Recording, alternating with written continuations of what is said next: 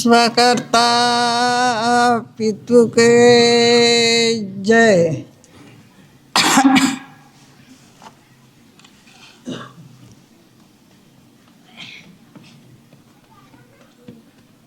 परम पूज्य दिव्य वंदने दादा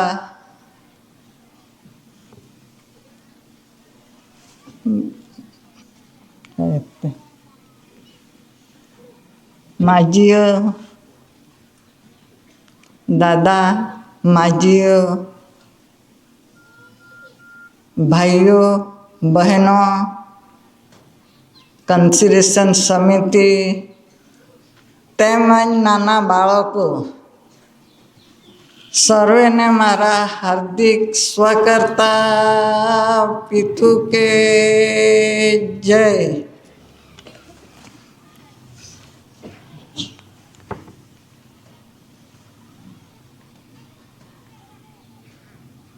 આ વિશ્વ, આ ધરતી, આ આખું બ્રહ્માંડ એ સર્જનહાર પિતાએ બાપે બનાવ્યું છે।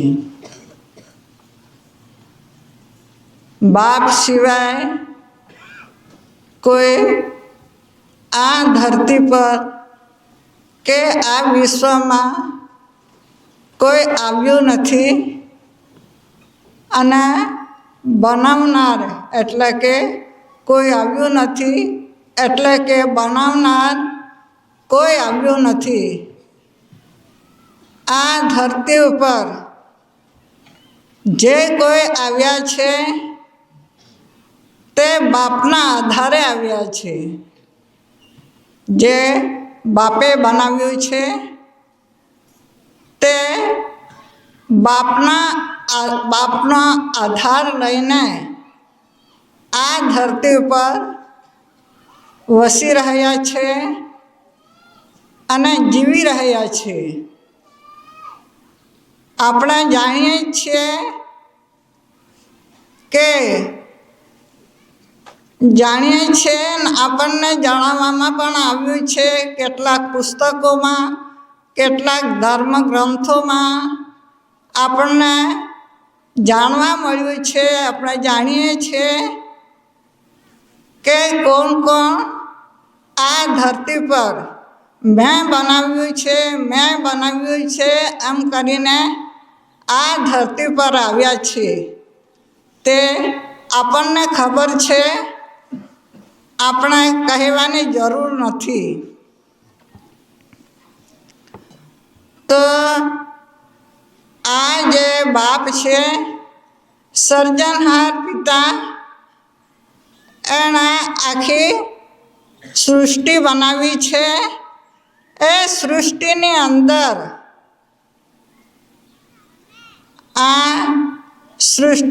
અંદર દરેક જીવો બાપે બનાવ્યા છે અને બાપે બનાવ્યા છે તે ઝીણામાં ઝીણા જીવો અને મોટામાં મોટા જીવો આપણને દેખાય નહીં તેવું બનાવ્યું છે। તો આ જે દરેક જીવોની અંદર જે આપણે જાણીએ છીએ કે મનુષ્ય અવતાર, આ મનુષ્ય અવતાર બધા જીવોની અંદર આ પવિત્ર જીવ છે। પવિત્ર જીવ છે એ બાપે માતા પિતાના કર્મયોગ મિલન થકી દરેક જીવોને એ રીતે જ મોકલ્યા છે। પરંતુ આ જે મનુષ્ય જીવ છે એ મનુષ્ય જીવ બાપના ઘરે જવા માટે અને બાપની સાથે મિલન માટે આ જીવોને મોકલ્યા છે। તો જો આપણે આપણું શરીર ચોખ્ખું રાખીશું અને જે આ શરીર ચોખ્ખું રાખીને બાપના ઘરે જવા માટે આ જે જીવ છે એ જીવ બાપના ઘરે જવા માટે જ છે. તો આપણે આ રીતે પવિત્ર શરીર રાખવા માટે આપણને કોઈએ કહ્યું નથી, પરંતુ દાદા માતા પિતાના કર્મયોગ મિલન થકી આ ધરતી પર આવ્યા અને આપણને આ રીતે શિખામણ એટલે કે આપણને આ રીતે આપણને જે કહેવામાં આવ્યું કે આપણને આ સંમેલન થકી આપણને બાપના ઘરે કેવી રીતે જવાય તે આપણને કહ્યું. તો આ રીતે આપણા બાપના ઘરે જવા માટેને આપણને દાદાએ આપણને આ રીતે જે કહેવામાં આવ્યું છે તે રીતે આપણે ચાલીશું તો આપણા બાપના ઘરે પહોંચીશું. તો બાપે દરેક જીવોને બાપના ઘરે જવા માટેનો રાહ રસ્તો બતાવ્યો છે, પરંતુ તે જીવો જાણી શકતા નથી. મનુષ્ય અવતાર છે એ બાપના ઘરે જવા માટેનો છે. તો બાપના ઘરે જવા માટે આપણે શરીર ચોખ્ખું રાખવું પડે અને તે રીતે આપણે બાપના ઘરે પહોંચી શકીએ. તો આટલું કહી હું બેસવાની રજા લઉં છું. સ્વકર્તા પિતુ કે જય.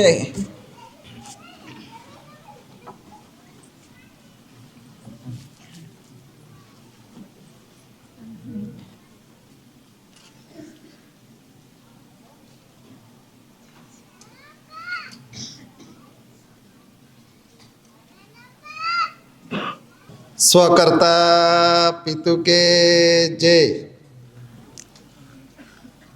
महान आध्यात्मिक विश्व शांति स्नेह मिलन सम्मेलन जो जनवरी 2024 का 26 जनवरी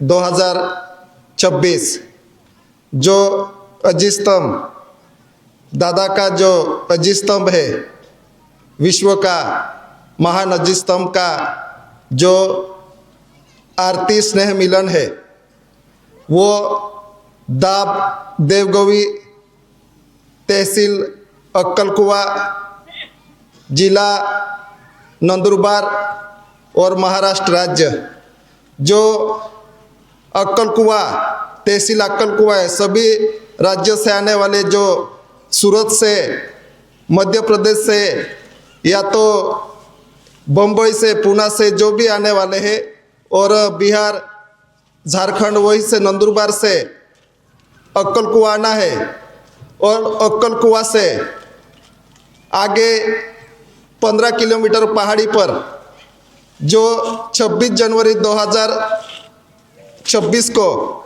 जो अजीज स्तंभ का आरती स्नेह मिलन आरती होती है, और उसके बाद में जो 27, 28, 29 जनवरी 2026 का महान आध्यात्मिक ईश्वर शांति स्नेह मिलन सम्मेलन मुक्काम पोस्ट मोलगी इन ब्रैकेट निम्बीपाड़ा तहसील अक्कलकुआ जिला नंदुरबार महाराष्ट्र, और जो यहाँ से आने वाले हैं, जो दाहोद बड़ौदा इधर से आने वाले हैं, तो केवड़िया कॉलोनी से होके जरवाणी से डुमखल, डुमखल से वड़फली डायरेक्ट सीधा मोलगी, और कहीं से डेडियापाड़ा से भी आ सकते हैं। और जो मांडवी होके अक्कल कुआ से फिर दाबदेव गोई आएगा, उसके बाद में 15 किलोमीटर पर मोलगी आएगा। मोलगी से निम्बीपाड़ा 1 किलोमीटर पर, जो 27, 28, 29 तारीख तक सम्मेलन है, ये महाराष्ट्र में है। इतना कहकर मैं इजाज़त लेता हूँ। स्वकर्ता पितु के जय।